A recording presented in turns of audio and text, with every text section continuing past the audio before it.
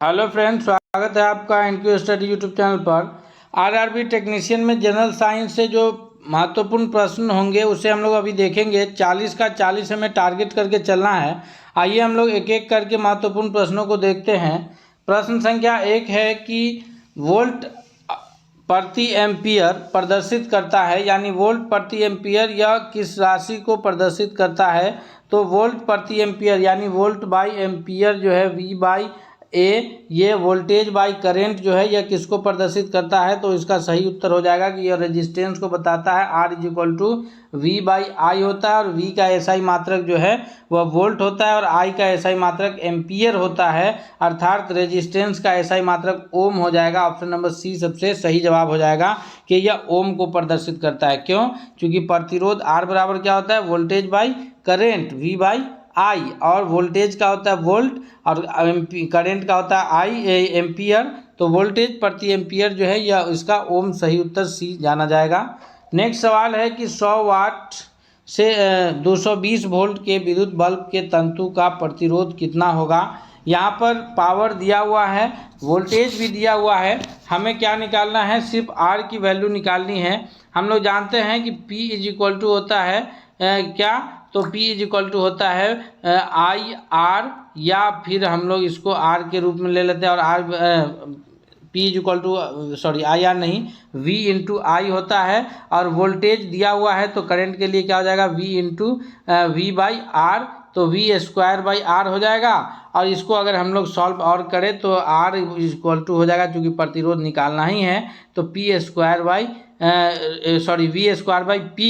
और इस फॉर्मूले पे अगर हम लोग बैठाएं तो 220 गुने 220 करेंगे, और 220 इंटू 220 जब हम लोग करेंगे 220 इंटू 220 बाई 100, तो ये इसको जो है कितना आ जाएगा, 484 जो है इसका ओम रेजिस्टेंस हो जाएगा। ऑप्शन नंबर बी इसका सबसे सही जवाब हो जाएगा दूसरा नंबर प्रश्न का। अगले सवाल की ओर बढ़ते हैं। सवाल नंबर तीसरा है कि टंगस्टन निम्नलिखित में से किस ताप पर पिघलता है। ये पिघलता है, मिसटाइप है। तो टंगस्टन का वायर जो है यह उच्च प्रतिरोध और उच्च ये गलनांक वाला वायर है, जो लगभग 3500 डिग्री सेंटीग्रेड पर जाकर के पिघलता है। ऑप्शन नंबर सी सही जवाब हो जाएगा। और ये टंगस्टन का वायर जो है यह इस्तेमाल किया जाता है विद्युत बल्ब में, और जो विद्युत का फिलामेंट होता है विद्युत बल्ब का वो टंगस्टन के वायर का ही होता है, क्योंकि उच्च प्रतिरोध के वजह से वो उच्च ताप को वो सह लेता है, इसलिए वो जल्दी पिघलता नहीं है। तो वहाँ हम लोग जो है किसका इस्तेमाल करते हैं, तो उसमें हम लोग इसका टंगस्टन के वायर का इस्तेमाल करते हैं। अगले प्रश्न को बढ़ते हैं। सवाल चौथा है कि 12 वोल्ट विभवांतर के दो बिंदुओं के बीच 2 कूलम्ब आवेश को ले जाने पर कार्य कितना होगा। जी, तो W बराबर क्या होता है, हम सभी जानते हैं कि कार्य W बराबर होता है Q इंटू टी, यानी Q आवेश हो गया और T समय है। तो Q आवेश का जो है यहाँ पर 2 कूलम्ब आवेश है और ये विभवांतर के रूप में हमको निकालना है। तो इसके लिए सही उत्तर क्या हो जाएगा, तो Q इंटू वी हो जाएगा, ये Q इंटू वी, तो 12 इंटू 2 यानी 24 जूल हो जाएगा। ऑप्शन नंबर चौथा का बी सबसे सही जवाब हो जाएगा।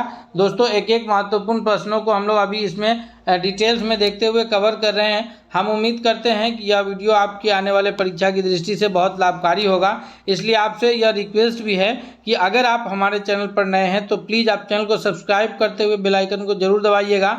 साथ ही साथ इस वीडियो को दोस्तों के बीच शेयर कीजिए, ताकि सभी लोग की अपनी बेहतर तैयारी हो सके।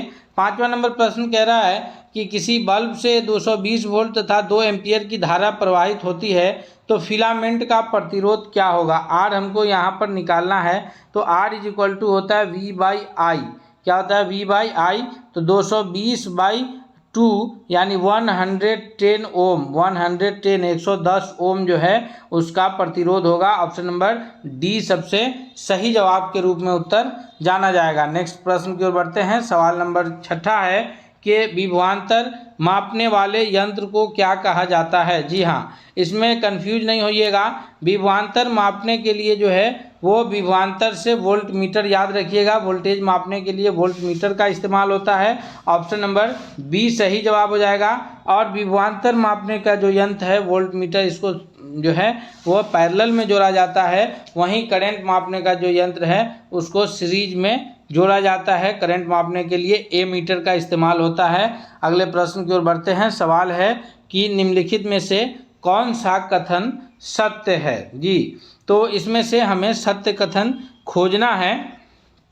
तो ये जो है ओम के नियम के हिसाब से है।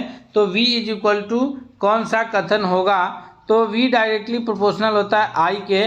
तो यहाँ पर V is equal to I into R हो जाएगा, इसलिए ऑप्शन नंबर सी सही जवाब हो जाएगा। क्योंकि ओम का नियम क्या कहता है कि V directly proportional to I, और यहाँ पर हम लोग जो है R जो है एक कांस्टेंट का इस्तेमाल किया जाता है। तो V is equal to I R, यानी voltage equal to current into resistance, विद्युत विभव इज इक्वल टू प्रतिरोध गुने विद्युत धारा। अगले सवाल की ओर बढ़ते हैं। सवाल है कि निम्नलिखित में से कौन सा पद विद्युत परिपथ में विद्युत शक्ति को निरूपित करता है।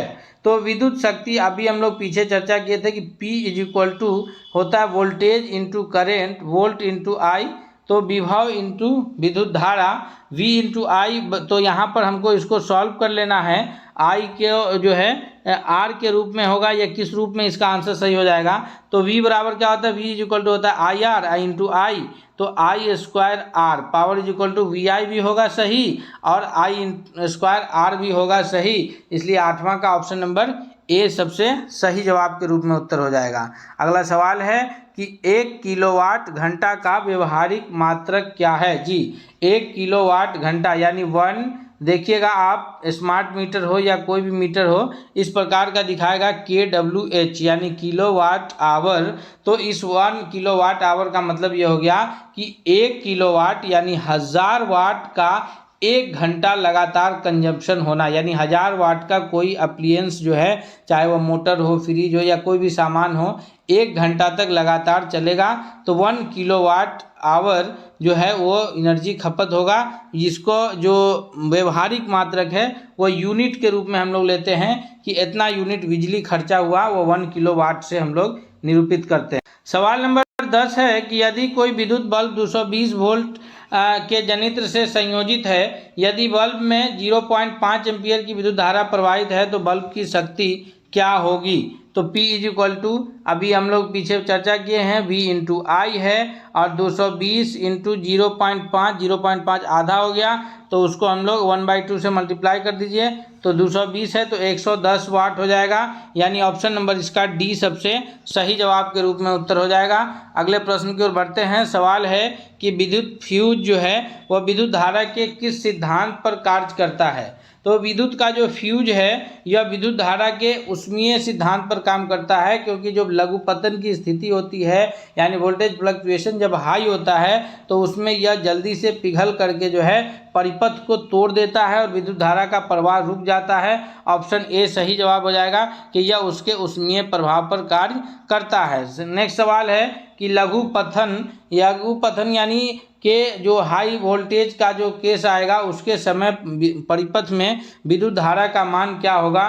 तो लघुपतन की जो स्थिति होगी उस समय परिपथ में जो धारा का मान है वो सबसे अधिक होगा, तभी जाकर के जो है वो लघुपतन की स्थिति होगी। और वैसे कंडीशन में ऊष्मीय प्रभाव पर कार्य करने के कारण विद्युत फ्यूज जो है गल करके ये परिपथ को तोड़ देती है, जिससे हमारे घर में लगे हुए अन्य सामान जो है वो सुरक्षित बच जाते हैं। मान लीजिए कि जैसे ये हमारा घर में लगा हुआ सामान है और हाई वोल्टेज अगर आ जाता है हाई टेंशन की ओर से, तो यहाँ पर जो हम फ्यूज लगाए होते हैं वो रास्ता को ब्रेक कर देता है। फ्यूज क्या कर देता है कि रास्ता को ब्रेक कर देगा यहाँ से, और रास्ता ब्रेक होने के पश्चात क्या हो जाएगा कि हम लोग वहाँ पर जो है फिर उसके आगे जो सामान लगा है वह सुरक्षित रह जाएगा।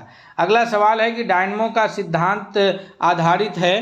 तो डायनमो जो काम करता है वो विद्युत प्रेरण के सिद्धांत यानी विद्युत का चुंबकीय प्रेरण का जो सिद्धांत है उस पर कार्य करता है, अर्थात ऑप्शन ए इसका सबसे सही जवाब हो जाएगा। ऑप्शन ए के रूप में जाना जाएगा। अगले सवाल की ओर बढ़ते हैं। सवाल नंबर 14 की तरफ देखते हैं। 14 नंबर सवाल है कि चुंबकीय क्षेत्र का एसआई मात्रक कौन सा है। तो चुंबकीय क्षेत्र का जो एसआई मात्रक के रूप में जाना जाता है वह टेस्ला जाना जाता है। कौन सा जाना जाता है, याद रखिएगा। प्रश्न में एक भी प्रश्न इस प्रकार से आए तो छूटना नहीं चाहिए, इसलिए हमारी तैयारी पर विशेष जोर रहेगा। और आपसे रिक्वेस्ट भी रहेगा कि अगर आप चैनल पर नए हैं तो आप सब्सक्राइब तो जरूर कर लीजिएगा। साथ ही साथ अगर आपको वीडियो पसंद आ रहा है तो दोस्तों के बीच में शेयर कीजिएगा। ऑप्शन नंबर 14 का बी सही जवाब है। नेक्स्ट प्रश्न है कि चुंबकीय बल क्षेत्र का एसआई मात्रक क्या है। जी, प्रश्न को समझिएगा। क्वेश्चन क्या कह रहा है कि चुंबकीय बल क्षेत्र का एसआई मात्रक क्या है। तो चुंबकीय बल क्षेत्र का जो एसआई मात्रक होता है, इसका सही जवाब के रूप में जो उत्तर जाना जाएगा 15वां नंबर प्रश्न के लिए, वह न्यूटन प्रति एम्पियर मीटर, न्यूटन प्रति एम्पियर मीटर, डी सही जवाब है। नेक्स्ट है कि निम्न में से कौन सा पदार्थ ऑक्सीजन से संयोग नहीं करता है। यह जो प्रश्न है दोस्तों, यह रसायन से संबंधित है और इसलिए आपसे रिक्वेस्ट है कि अगर आपको यह वीडियो रसायन का महत्वपूर्ण लग रहा है, आप इससे फ़ायदा उठा पाएंगे तो आप इसको जरूर लाइक कीजिएगा। एक लाइक तो बनता ही है। 16वां नंबर प्रश्न का सही जवाब हो जाएगा ऑप्शन नंबर बी के गोल्ड जो है वो ऑक्सीजन से संयोग नहीं करता, इसीलिए गोल्ड का जो है सोना का आभूषण बनाया जाता है और वह चमकीला रहता है। अगर वह ऑक्सीजन से संयोग करे तो ऑक्सीजन से संयोग करने के पश्चात जल्दी ही वह खराब हो जाएगा।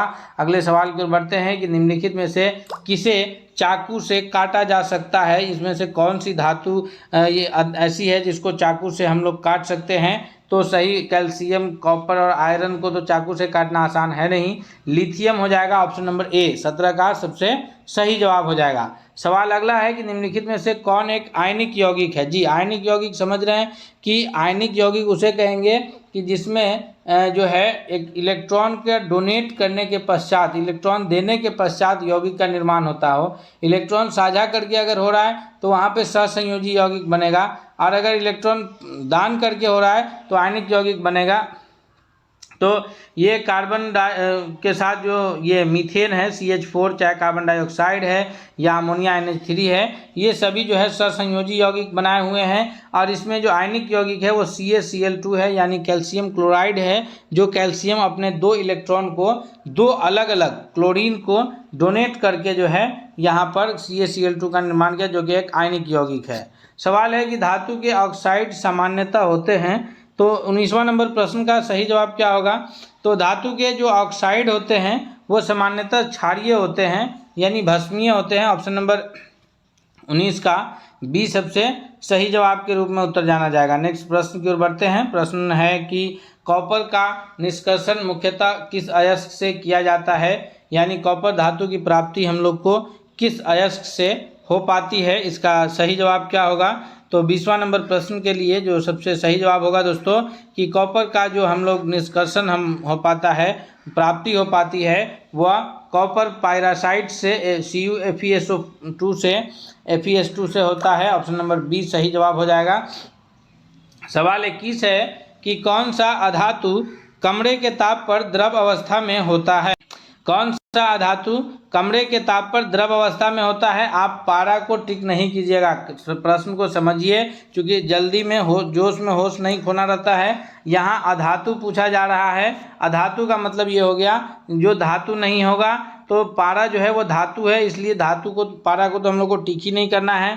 तांबा भी धातु है, एल्युमिनियम भी धातु है। तो ऑप्शन में एक ही धातु बच ही रहा है, ऑप्शन नंबर ए सही जवाब हो जाएगा कि ब्रोमीन जो है वो कमरे के ताप पर, रूम टेम्परेचर पे जो है वह द्रव अवस्था में रहता है। अगले सवाल की ओर बढ़ते हैं। सवाल है कि किस रासायनिक यौगिक को गर्म करने पर प्लास्टर ऑफ पेरिस प्राप्त किया जा सकता है। तो प्लास्टर ऑफ पेरिस प्राप्त करने के लिए जो है वह जिप्सम को गर्म करेंगे तो प्लास्टर ऑफ पेरिस हमें प्राप्त होगा। और प्लास्टर ऑफ पेरिस जो है जो इस्तेमाल टूटे फूटे हड्डियों को जोड़ने के लिए किया जाता है आजकल।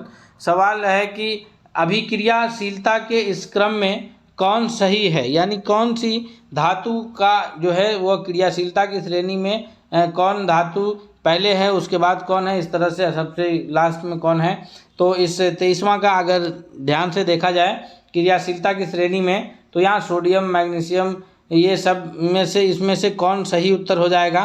तो ऑप्शन 23 का जो है वह सी होगा, क्योंकि मैग्नीशियम जो है वो सबसे अधिक क्रियाशील है तो मैग्नीशियम है, फिर एल्युमिनियम है, फिर जिंक है, फिर फेरस है। तो यहाँ पर ऑप्शन नंबर सी इसका सबसे सही जवाब के रूप में उत्तर जाना जाएगा। नेक्स्ट सवाल की ओर बढ़ते हैं। सवाल है कि एथेन के आणविक सूत्र यानी C2H6 में कितने सहसंयोजी बंधन बने हैं? तो एथेन जो है वो C2H6 है, कार्बन कार्बन का है। उसके बाद जो है चारों तरफ से हाइड्रोजन लगे हैं। तो यहाँ पर देखिए कितना सहसंयोजी यौगिक बना है। तो इसमें कुल सहसंयोजी यौगिक की जो संख्या है यह गिन लीजिए 1 2 3 4 5 6 और 7। तो इस प्रकार ऑप्शन नंबर बी सबसे सही जवाब हो जाएगा कि एथेन के आणविक सूत्र C2H6 में जो है वह 7 सहसंयोजी आबंधन है।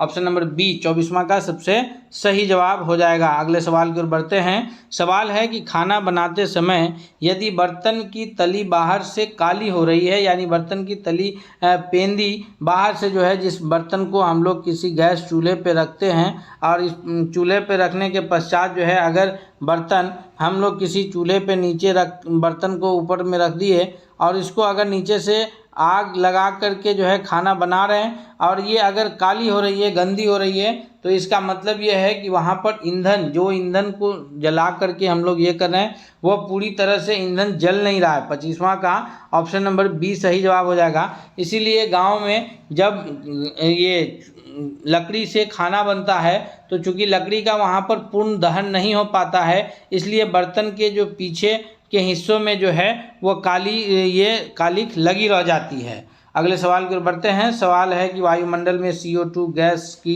कितनी उपस्थिति है? तो वायुमंडल में जो CO2 गैस की उपस्थिति है वह बहुत ही कम है, वह 0.03% है। अगर ये 0.1% भी बढ़ती है तो यह वायुमंडल के लिए, पूरे जो है ग्लोबल वार्मिंग के लिए बहुत ही खतरनाक हो जाएगा।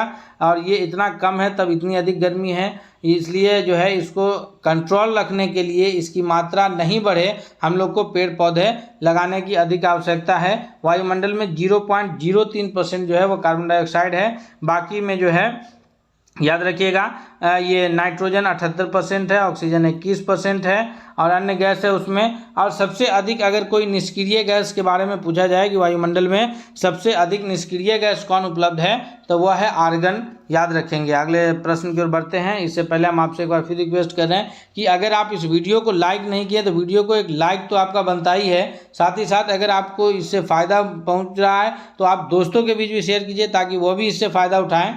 अगला प्रश्न है कि कार्बोक्सिलिक एसिड समूह कौन है? इसका 27वां का सही उत्तर क्या होगा?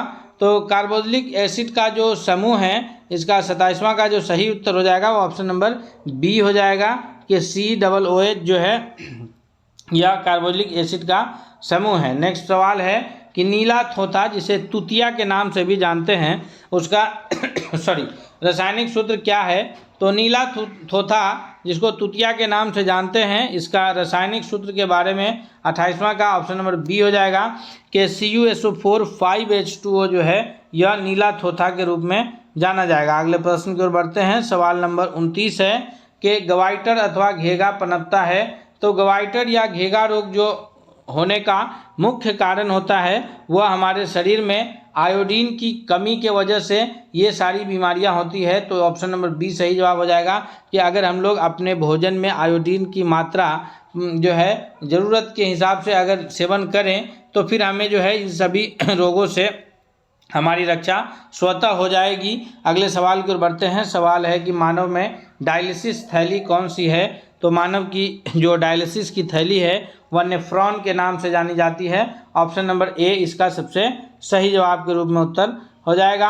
अगले प्रश्न की ओर बढ़ते हैं। तो दोस्तों यहाँ पर हम लोग अभी 30 जो है प्रश्नों को कवर किया है और हम उम्मीद करते हैं कि ये सारे प्रश्न आपकी परीक्षा की दृष्टि से बहुत लाभकारी है। इसलिए आपका बहुत बहुत धन्यवाद कि आपने यहाँ तक देखा। हम लोग अगले सेट के साथ मिलेंगे, चलते हैं, तब तक के लिए बहुत बहुत धन्यवाद।